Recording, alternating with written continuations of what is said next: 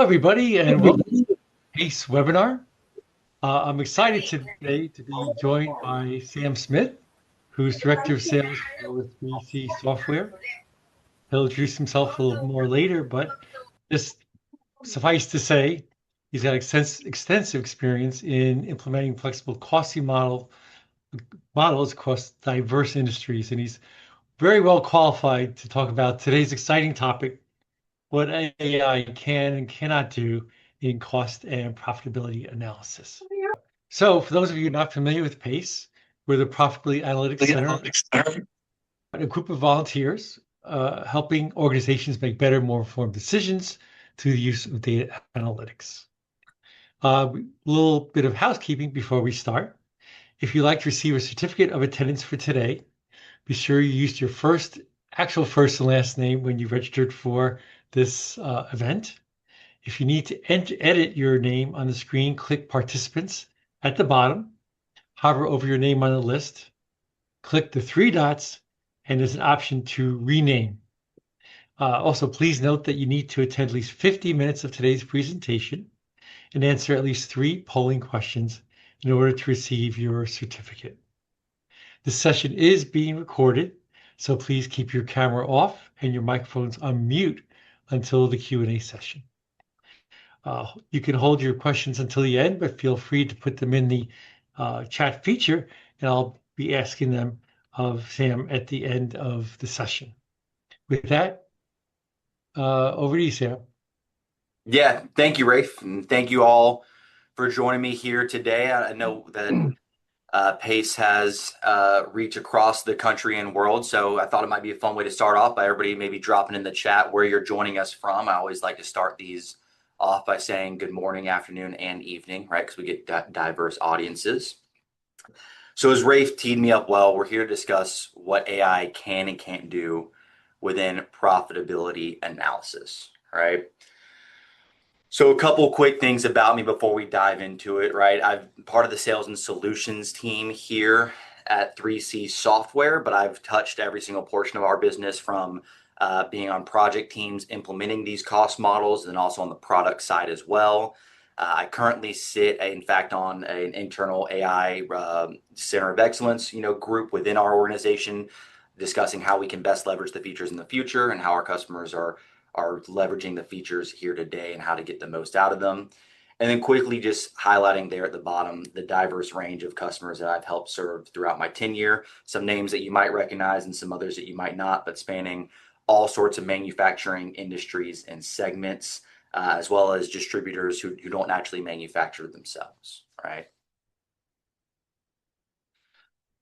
So our goals today are to, one, help you identify what you need a cost model to compute and where in that process AI can help and what still needs a human eye. Second, identify where AI actually helps with speed in your analysis versus when an answer is quick and confident but has little evidence behind it. Third, apply the 4-question framework of what, why, who, and what if, which we'll drill into here in a moment. And fourth and finally, know what guardrails to have in place within your cost model before trusting AI to its analysis. So getting into it, the impetus for today's presentation on AI is really based on the following thought, and that is every tool will claim to have an answer and they're fast and confident in delivering it, but sometimes they're wrong. And it still requires someone who knows the business to examine that number. Just quickly, I want to ask if anybody's been fooled by AI before. If you've gotten an answer from AI and are willing to admit to it, maybe you can use the chat reactions with a heart or a thumbs up. A silly story I always like to start off with level setting is that my wife and I one time both asked ChatGPT what the date of birth for an actor was, and we both got different answers that were ultimately both wrong, right? So just a quick example to show you that certainly we can be fooled by these things. All right, so with that, let's jump into the framework that I mentioned just a moment ago. Whether you're shooting a report down the hall, preparing to present a customer with a proposal, or you're walking into a boardroom presentation, The numbers that you create will get questioned and need to be defensible. And I've drawn on my experiences to create this 4-question framework for helping to prepare that defense. What, why, who, and what if? What assumptions are driving these results? Why did we get the number? Who does the cost really belong to? And what if conditions change? Now, I have throughout this presentation an example for each one of these questions that illustrates how we can leverage AI to help answer them and where ultimately AI might fall down and we need a human in the loop to make the final call. So before we get to the examples, I want to call out that because AI can be and is sometimes wrong, it can never be given the first move or the last word. You have to have a foundational cost model that is repeatable, auditable, and transparent. I like to call this the floor. You should be able to give the cost model the exact same inputs and get, as a result, the exact same outputs every time. And that's not true of AI, as my example about that actor's birthday a moment ago, showed. Now, I'd be remiss in not adding that AI can certainly help build the foundational cost model, but it shouldn't be the backbone or the calculation engine behind it. And what you get out of AI when building it is really a one-time use. You should be able to run, or once completed, run your model without AI necessarily playing a part in the calculations themselves. So with that, where else can AI add value? That leads me to the middle layer. How do we get from a number to an answer of a question that either we have or someone will pose to us? That's where I find the most value out of AI today, both in myself and the work that I do within our organization, and also in seeing how our customers use it. And finally, there needs to be some human judgment, which I call the ceiling. We need to be able to look at the answer AI has given us and let people ultimately decide whether to move forward on that information or not. So with that, let's start working through some examples of the framework in action. The first question is what? What are the assumptions driving the results? And my example comes from a customer who we helped drill into their labor allocation process. And this was a large poultry processor that ran farms, hatcheries, primary and further processing facilities, all under a single set of allocation assumptions and methods. Those methods did not account for differences like cut, range, location, or market value. All variables that move independently, but were being blended in the ultimate allocation process at the start. So on top of that, when they tried to allocate labor on the actual side, they also had the challenge that depending on who was running the port or how the question was asked, there were 4 different drivers that were seemingly being used interchangeably. And that was allocating costs based off of a per bird count, per kilogram or per weight, or per tray or ultimately packaged finished good. Nothing in the model said which basis applied and when or where, nor did it say why it was used. It was built to accurately and was not built to accurately and repeatably reflect the business. So the what is the correct driver that we should be using per bird, per kilogram, or per tray? And this is how we used AI in the analysis. So to illustrate how we had AI help tackle the question for us, we've represented here in the presentation the conversation with our Impact ECS Assistant, which is the AI tool within our software platform. With that said, I think that there is a strong selling point as to why you would want to use an AI tool that has the capability to be built on the foundational cost model and talk to it on a live and active basis. But we're not necessarily here to discuss that today. We're here to discuss the framework. So we're going to continue on with the what. So we started by asking a simple question. For labor run 447 run, what is the cost, the labor cost associated with it? For run 447 run, what was the labor cost associated with it? And we began by establishing a baseline, which was that there was a $19,500 a labor cost associated with that run. But from there, we pushed further and said, okay, well, we know that there's two other drivers that we can use in our allocation, your use for allocation methodology. What's the difference between them? And the AI system was able to give us that answer that if we were to allocate per bird, we'd have $28,000 in costs. And if we were to allocate by tray, we'd have $34,000 of costs. And it prepared for us a quick little summarization report that looks something like this on the screen. Now, once it helped me get the results I needed to compare, I had a hypothesis of what I thought the best to use was, but I wanted to frame that same question back to the AI assistant. So I said to it, would a kilogram driver be a better fit than the other two? Because that was my suspicion. And what I got back in the results, I actually found much more meaningful than a simple yes or no answer. It pointed out to me that the driver that we needed to use actually depends on the process that we are evaluating the cost of. It makes sense to use a per bird driver when the process is being measured by the head count of bird that's coming into it. Whereas per kilogram makes more sense to be used when we're talking about meat weight that's running through that process. And ultimately, the tray-based methodology is better to use when you are out or when you are running a process for packaging items. Now, in this case, it calls out that we're evaluating the cost of a boneless breast trimming process.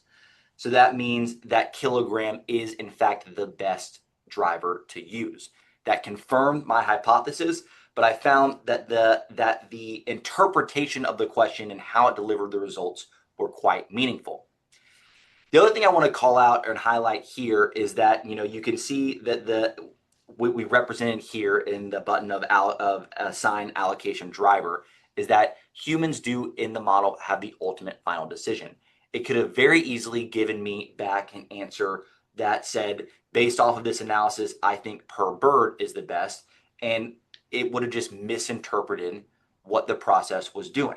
The human needs to be in the loop to still manually assign what the allocation driver is now and to continue to reevaluate in the future, is that the correct driver to use?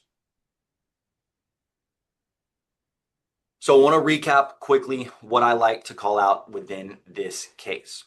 We had a foundational cost model as the floor, which was able to calculate yield by cut, range, and location, and tie it back to BOM and routing level variances. What AI added was the ability to run the labor cost allocation automatically for me for all three different allocation models in the background and give me a suggestion of which it thought to use.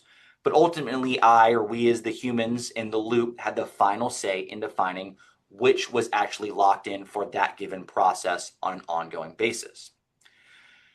What I also want to do is flag that what AI can't do, and that is know whether the assumptions and rates and decisions we've made hold up as things change in the business over time. Now, an example of this is if we were to add a new process where our three allocation drivers being kilogram, bird, and tray, maybe none of them are representative of what that new process is. That takes a human's judgment still to understand we need to reassess the foundational or the floor cost model, build in a new driver, and then we can once again start leveraging AI's analysis on top of it. So that brings me to the first poll question today, which is when AI gives a fast and confident answer using an existing rate, what does the confidence actually tell you? And I'll give you all a moment here to get your answers in.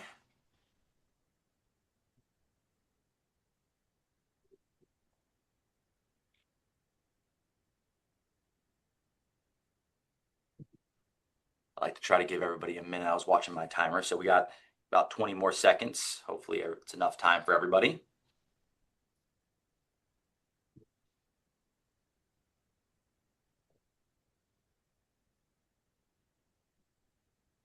I'll close the poll when the responses stop coming in. But again, be sure you answer at least 3 polling questions today if you're interested in getting CPE credit. So be sure to respond promptly. And I think we're good. All right, great. So the correct answer to this is B. The calculation is correct for whichever rate the model already had. Let's talk through this a little bit and why this is the correct answer. We'll start with sort of what the wrong response is. A, the rate has been validated as the right one for the situation. What you will remember in the example is that the very first question I asked was, what's the labor? And it gave me the default answer that had been set up in the model, which was the per kilogram basis. That didn't necessarily validate that it was the right costing basis to be using or the right driver to be using. It just quickly grabbed the default response and gave it back to me, right? Now, that ties into answer C. It certainly hadn't checked for every possible basis before answering initially. It required me as the human to push back on it and to make it think through the other possibilities. You have to dictate exactly to the AI, no, I need you to think through all possible drivers before getting that type of analysis back.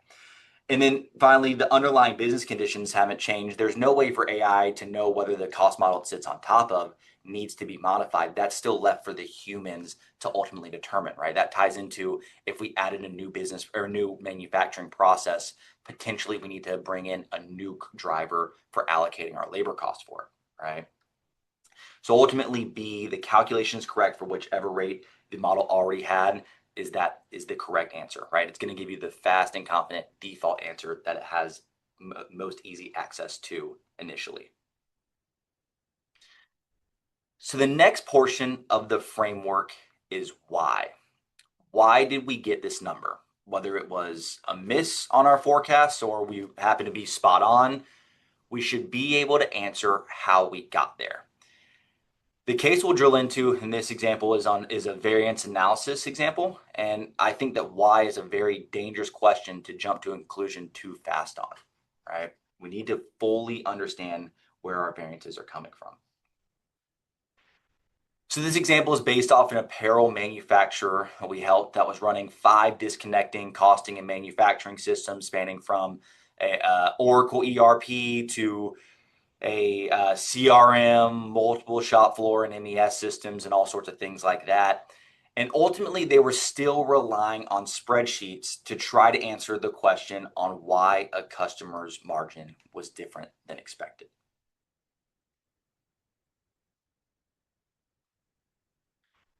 So a particular customer's margin was repeatedly, a particular customer was repeatedly coming in below plan in their margin. When we came to help diagnose the problem, they were sitting at about a $340,000 unfavorable variance.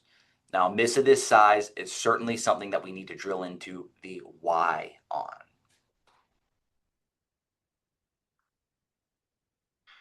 So we started by asking exactly that. Why is it 300, or why were they $340,000 below plan? And the AI assistant was able to leverage the cost model to identify approximately $215,000 in price concessions were responsible for a portion of that variance. What I want to call out here is that multiple steps in just that one simple response are happening in the background within the AI assistant.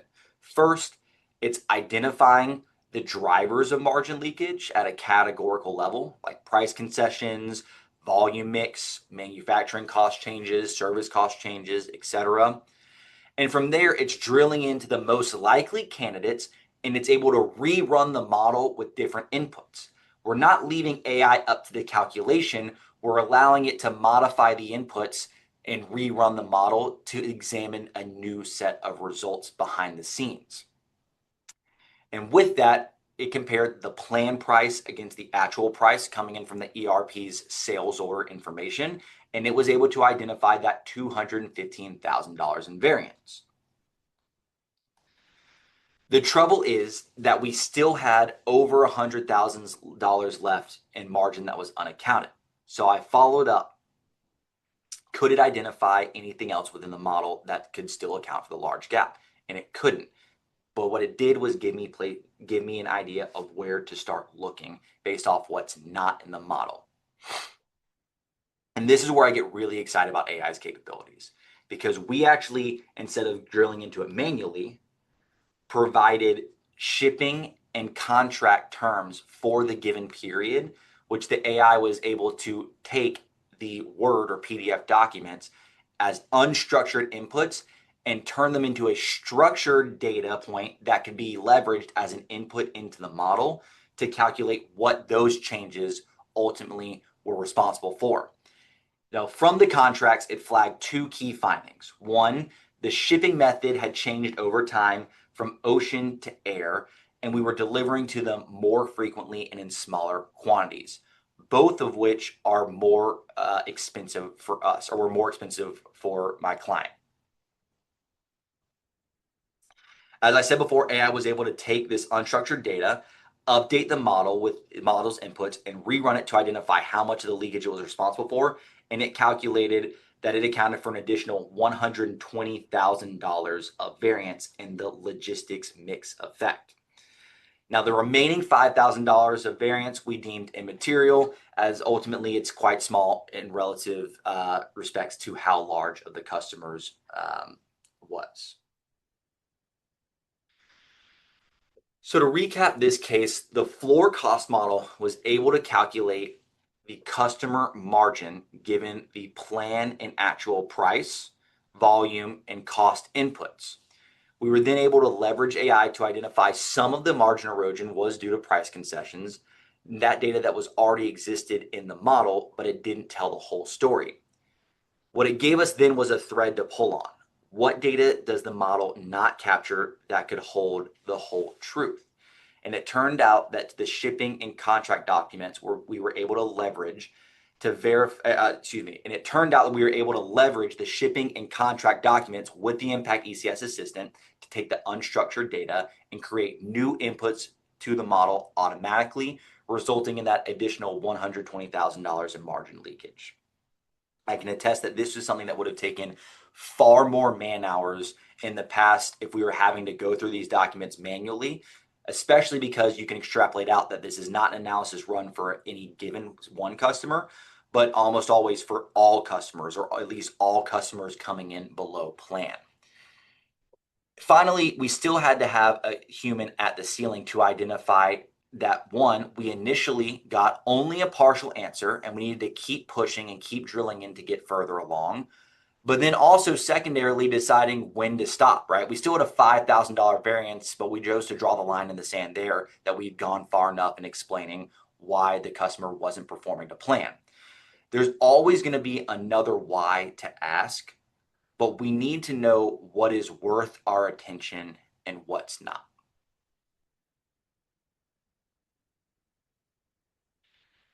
All right, I'm going to pull up the second poll question here now, which is, what's the real risk when AI explains why a number moved?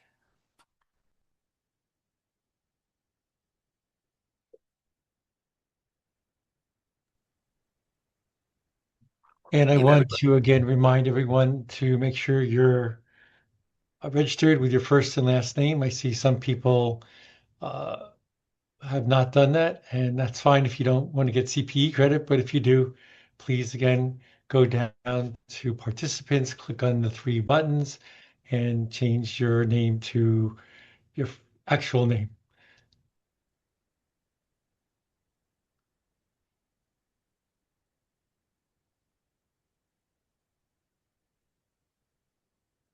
Brave, hopefully you can help me monitor once the poll answers stop coming Absolutely. in. Absolutely.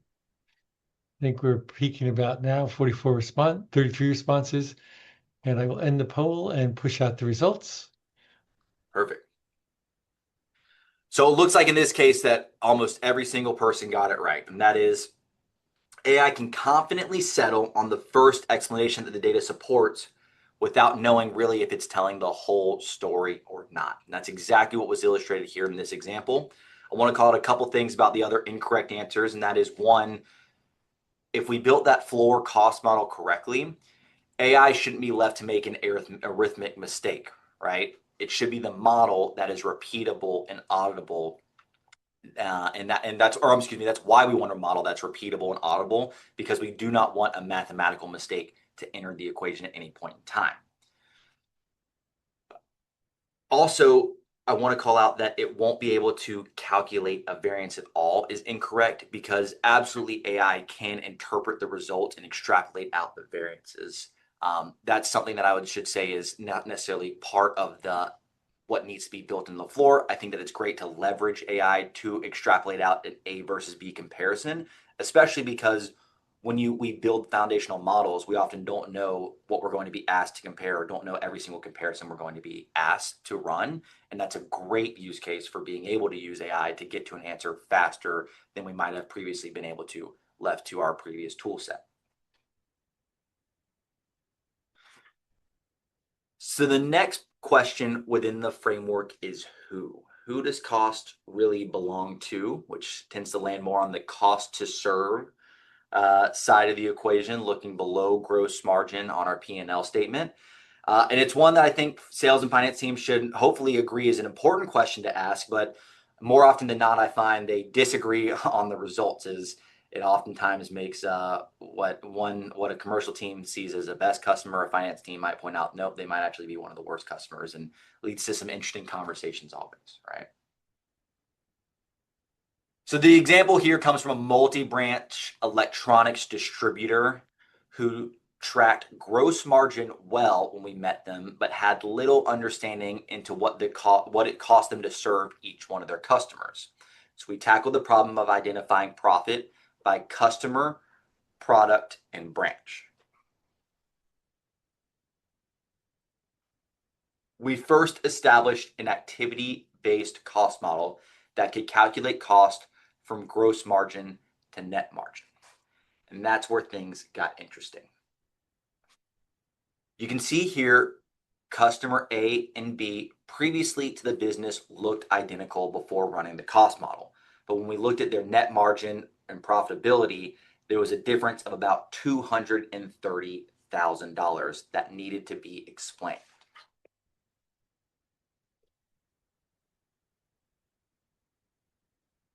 So once again, we leveraged our AI assistant to start to identify why we have the gap between the customer A and customer B. Starting off with, once again, a simple probing question, help me understand the $230,000 difference.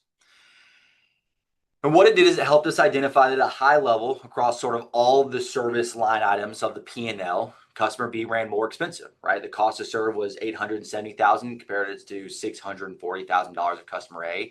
And that came across delivery, warehouse handling, counter sales, and credit collections. And it gave us a quick little, P&L line item type report to run the comparison on. And when we drilled into the P&L, we identified that, like it said, customer B did in fact run more expensive than customer A across nearly every category.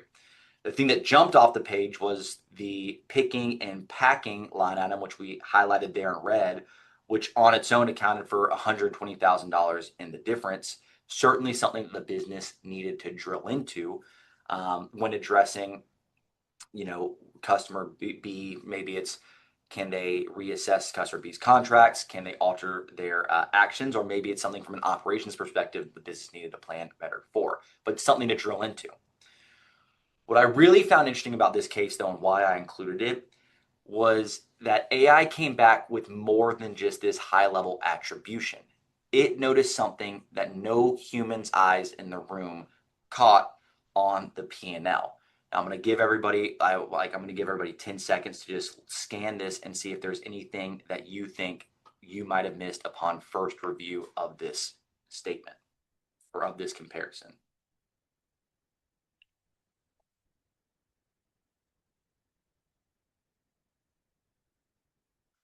What AI caught that we had all missed is that both customers had been allocated the same $50,000 in credit servicing cost. And it knew that rarely should two customers receive the exact same amount of cost in a category like this. So we pushed the AI assistant to dig in deeper, and looking at this raw data the model sat on top of, it identified that 3/4 of the credit collection contacts were associated with customer B. It prompted us as the analysts to understand and recognize that we were incorrectly allocating those dollars and needed actually a more accurate driver in the underlying cost model. Once AI identified the gap, it was then on the team to alter the underlying methodology and revealed that customer B was actually worse off than initially expected. After reallocating the cost, we were able to see that customer B's profit had fallen to 155,000, whereas customer A's had risen to 435,000 because customer A was carrying some of B's cost unfairly or inaccurately.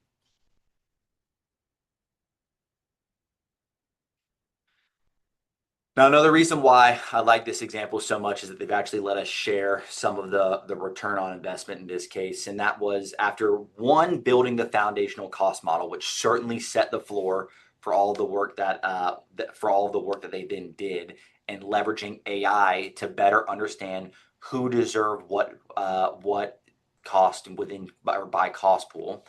They realigned their incentives on the commercial side from being margin driven to profit driven, which gave them a $5.1 million improvement in revenue in comparison to the prior year. And that ultimately resulted in $1.8 million in gross profit and a reduction in OPEX by $3.3 million. I think what's fascinating in this is that when you look at these, quick results, is that certainly you can imagine what the first thing you're going to want to do is go back to customers and try to renegotiate some contracts. But you're also getting an OPEX payoff because in renegotiations, you're not only optimizing getting maybe a better price because you can explain why to the customer you need more money, but also you might be changing practices like the frequency or volume of shipments, which are reducing cost internally. If you can pick and pack once throughout the day or throughout the week versus having to do it twice a day or having to do it once a day for the entirety of the week, that's going to help reduce your OPEX cost, right?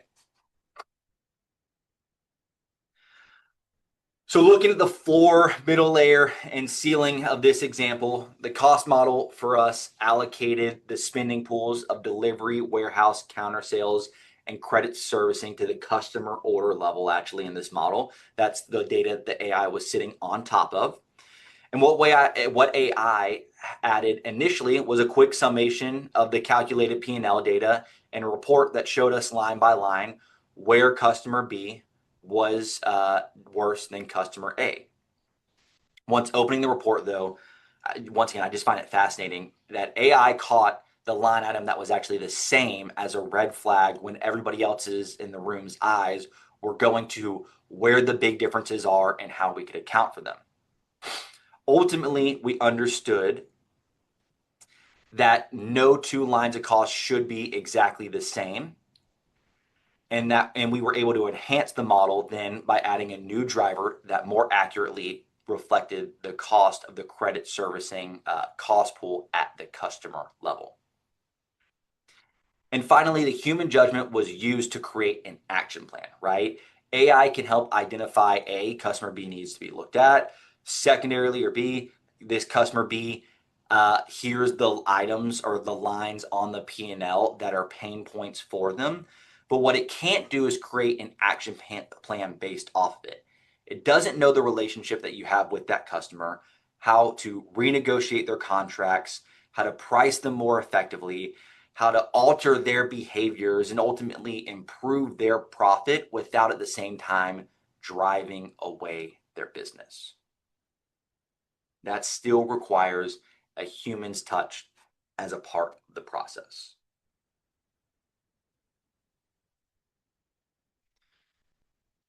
So the final piece of the framework is what if.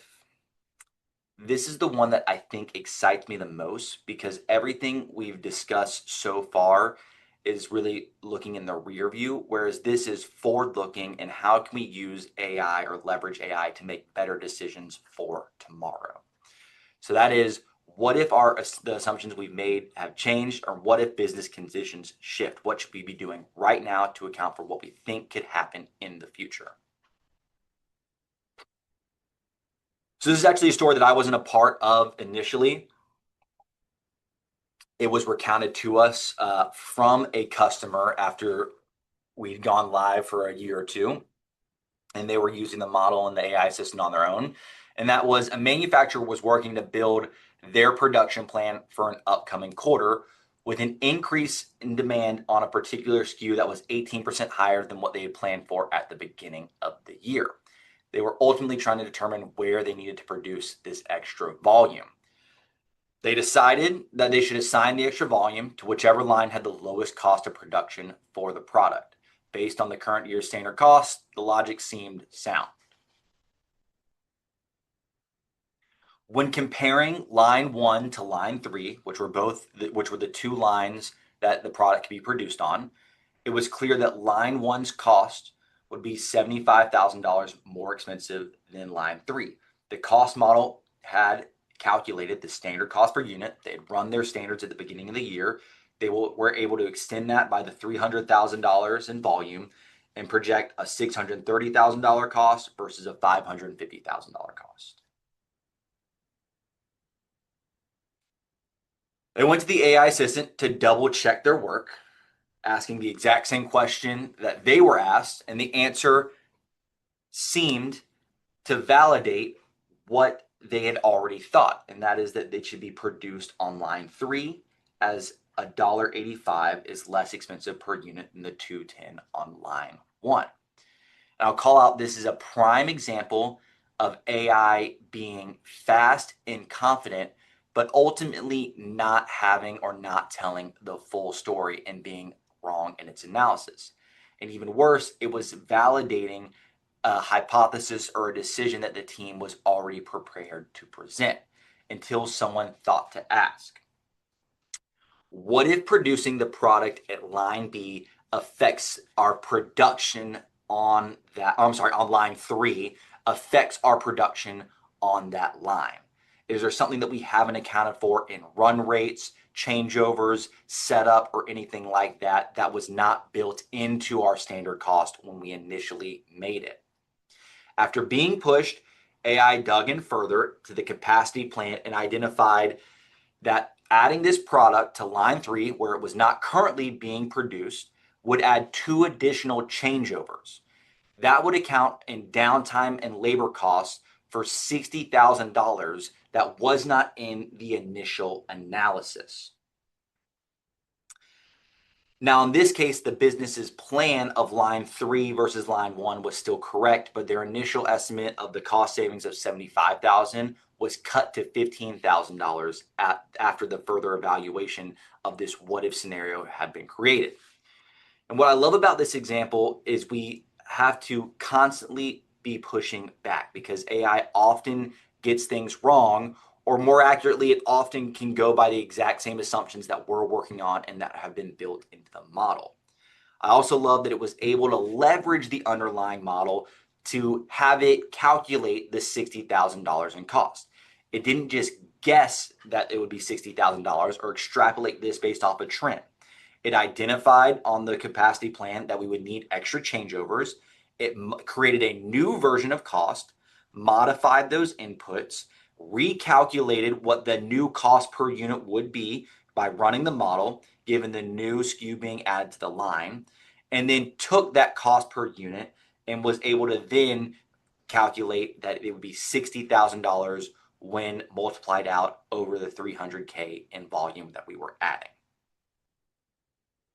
The cost model and AI were both working together in harmony in the areas where they're most suited to handle. The cost model calculating the cost per unit, and the AI helping create better inputs and interpret the outputs of the model.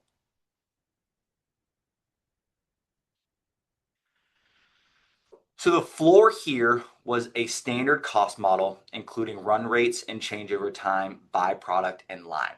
Not simply a cost per unit input, but a calculating model where with these as variables inputs. The other piece that was fundamental to this was that the model could be rerun in the background to create new what-if versions of costs. Every single person I work with uses and leverages an ERP, and ERPs oftentimes is where they're housing their standard costs. But the downside is that ERPs can only ever have one version of a standard cost at a time because they're transactional by nature. And that makes sense for them. It's smart. That's why they call it the single standard. What happens though is a lot of this ad hoc analysis then ends up falling out into spreadsheets. Whereas in this case, we had a cost model that could be run an unlimited number of times with different scenarios, each with their own unique inputs, and then the outputs calculated based off of them, all while keeping track of what is the current standard versus what is, excuse me, all while keeping track of what is the current standard versus what are the what if scenarios that we are running.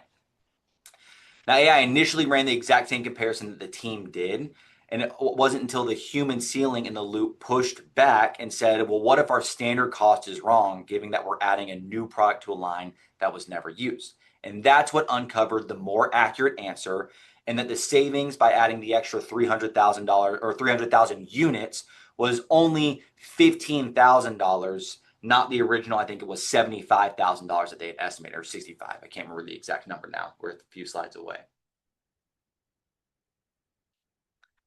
All right, so that brings me to the third poll question for today.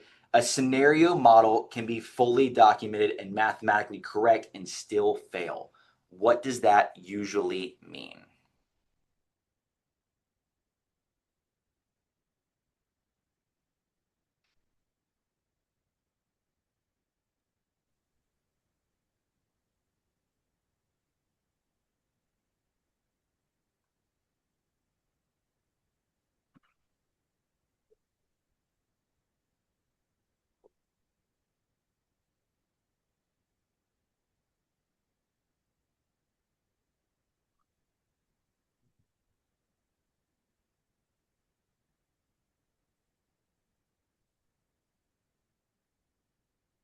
Well, it looks like we have a very attentive audience here. Good. Glad to hear it.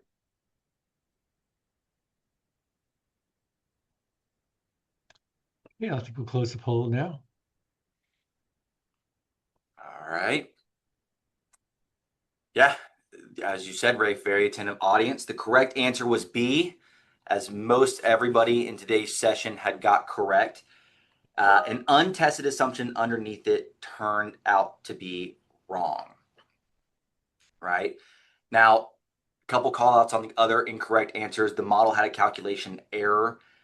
As I mentioned before, the calculation should be held within the model, but that doesn't necessarily mean that errors don't happen along the way. But that's not going to be the layer at which a scenario that can be fully documented mathematically correct but still fail. It's not going to, if it failed because of a calculation error, that means we didn't get to the stage of it being documented and mathematically correct. AI wasn't involved in building it right. These scenarios can involve or not involve AI as much as we want them to. In this example, AI had built the new inputs for the capacity plan and then reran the model for us to help with the speed of getting an answer. But that doesn't mean that that wasn't something that we could have done on our own. We could have certainly run the model on our own by changing the inputs and doing it itself. So you don't have to have AI to be tripped up by something that is an untested assumption in the model, right? All right, so that gets us through the full framework. Let me pull all four of these back together before we close for today, because the pattern matters a lot more than any one of my examples. What assumptions are driving this result? On the labor side, the model gave us a number in about a second, and it was right. 3 different rates, 3 different costs, all defensible. What it could not do, though, was tell us which driver actually described how that process in particular run and should ultimately be used. That was a judgment call by the business team, and someone had to be able to make it and stand behind it. Why? Why did we get a different value than expected? The floor cost model explained most of it out of its data that it already had, and AI helped get us there a little bit faster with identifying the price concessions than we would have likely gotten there on our own. But the last piece of it was what wasn't in the model at all. It was sitting in shipping documents and contracts, and we only found that extra $120,000 because someone thought to ask, what does the model not capture?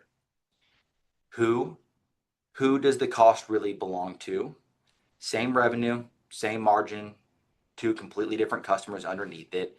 The assistant explained the gap and pointed straight to an even split on credit collections, which is the exact kind of thing a person stops seeing after staring at the same report for 2 years in a row. But by reallocating those cost changes, we got more accurate results on each account's profitability, which ultimately affected how they got treated. And how they get treated is a decision for a human and not an output of the model or AI. And finally, what if? What if conditions shift? The model ran the scenario. AI was able to frame trade-offs cleanly. Neither one of those can make the decision ultimately of what the business needs to do moving forward. A human needs to own that and carry it. 4 questions, and every single one of them, the model did its job and AI did its job. And in every single one of them, a person was still necessary to either catch what the model nor AI could see, or to own a call that was never theirs to make. Now, this isn't a limitation that you can engineer out of the process. That's the process itself.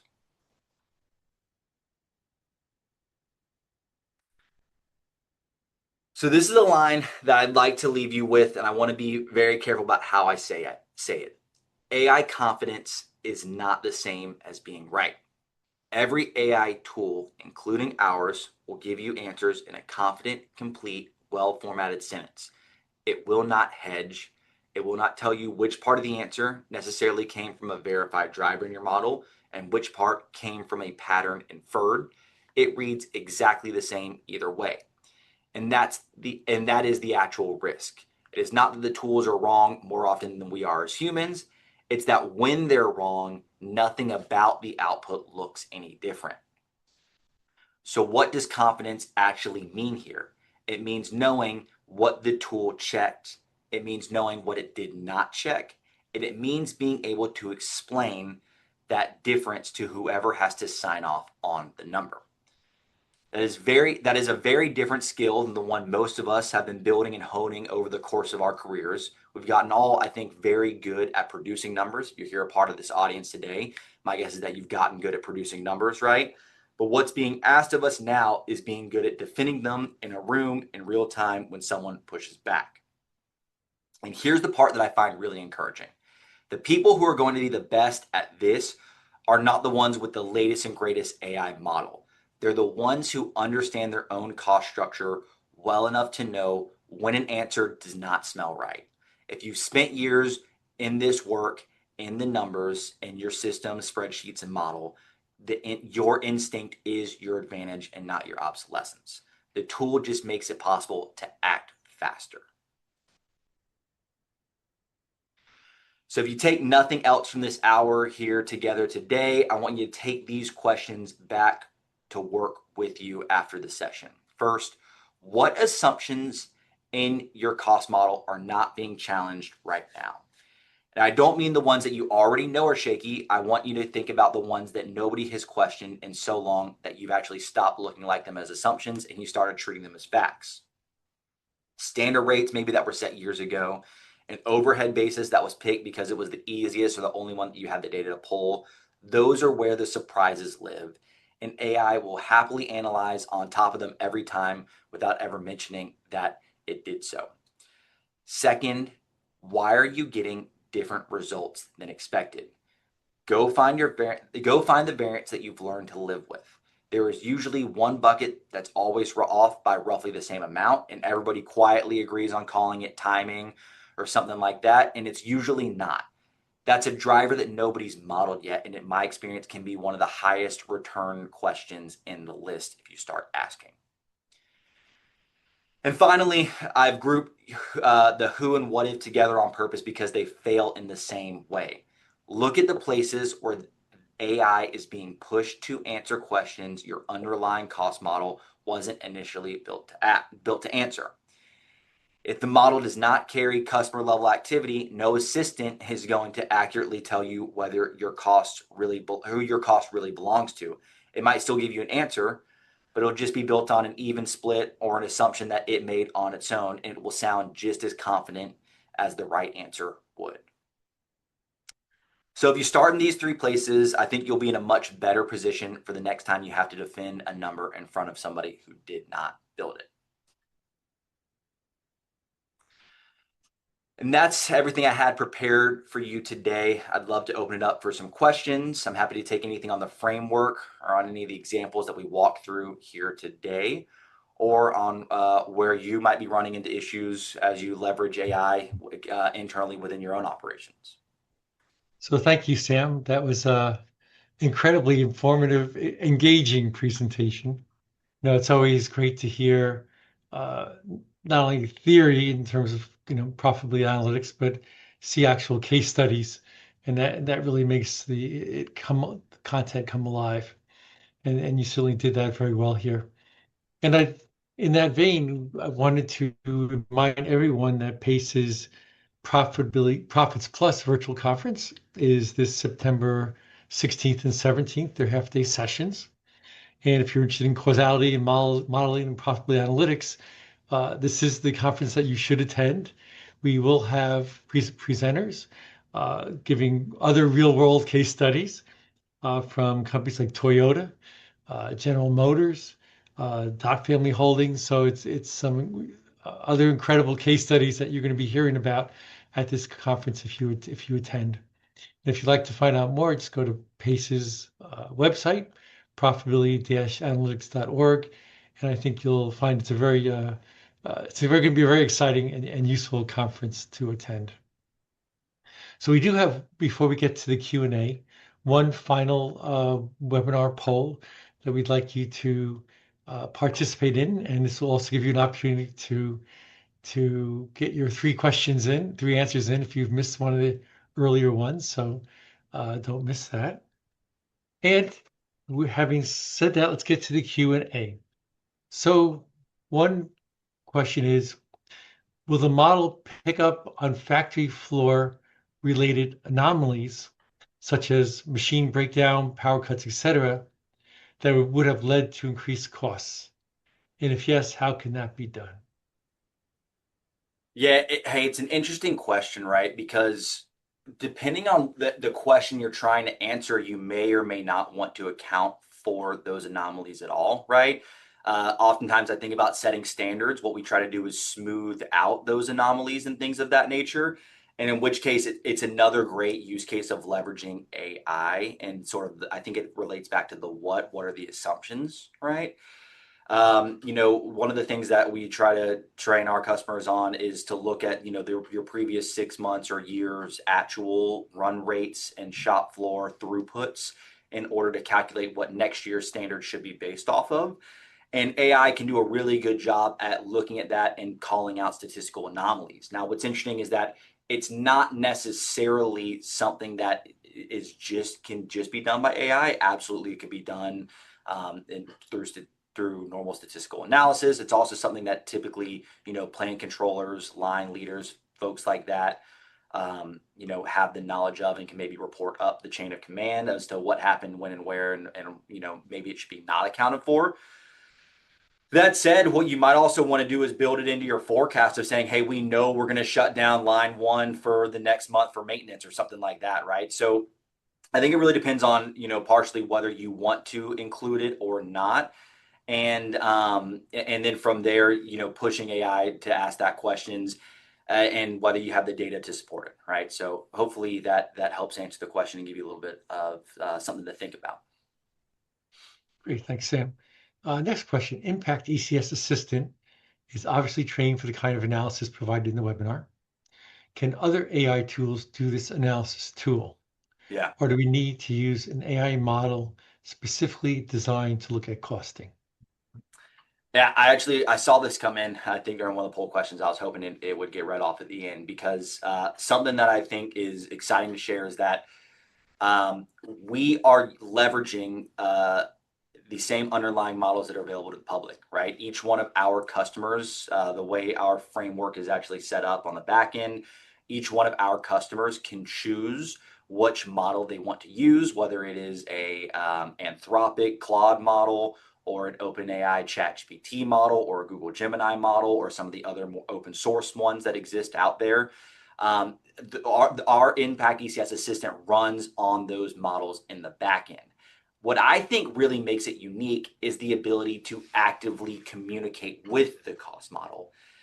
What it does is just cut down a lot of the time. If I was to use Gemini, Claude, ChatGPT, one of these more manual tools, it would be a lot of passing back and forth Excel spreadsheets or reports downloaded from other systems or things like that, and having to frame the context of the data that I just gave to it before I can get to the question I want to ask.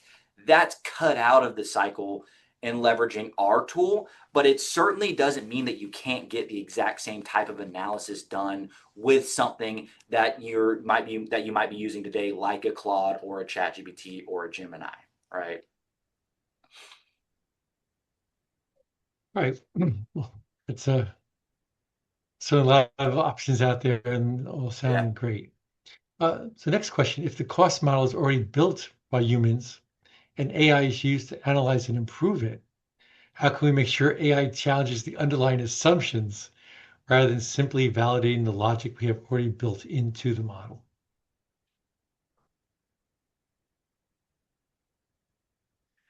Yeah.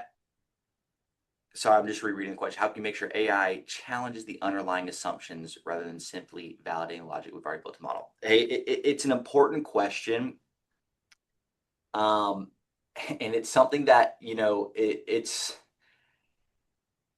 we can get into a lot of technicalities about how AI works, and that can maybe be a whole another seminar of what makes AI give the answers that it does and exactly how it all comes up. And I've gone on a deep dive into the technicalities behind it.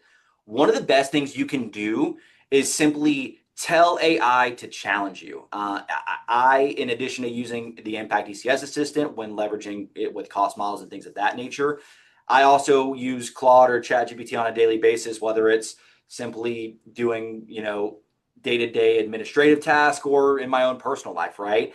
And I've programmed into its sort of rules and training on who I am is to first challenge me before validating me. And if you just give it that simple attachment onto any single one of your prompts, it will do that exact thing. It will try to challenge you and push you beyond what you thought and beyond the assumptions that you made before it validates them. So it's as simple as just telling it that you're after that, but it's just funny that it's funny the technicalities of why just simply adding that onto the end of sort of a question or a prompt actually does get the results to change, right? Because it could be that you were 100% accurate, but just by adding it onto the end changes the way it interprets the question, it interprets the model, and feeds you the answer back. Great. I think that's all the questions we have. I don't see any other questions. If you did miss part of this session today, or if you want to review it because there was so much great content, I know I want to do that. The PowerPoint, or not the PowerPoint, the PDF file is in the in the file here in the Q&A chat rather. So be sure to download that for future reference. And again, thank you, Sam, for an amazing presentation. I think it's one of the best we've had in a long time. And thank you everyone else for joining us. If you are interested in future webinars, be sure to go to our website and also make sure check out our LinkedIn page where we'll post information about future sessions as well. Thank you, everybody, and have a great rest of your day. Thanks, everybody. Take care.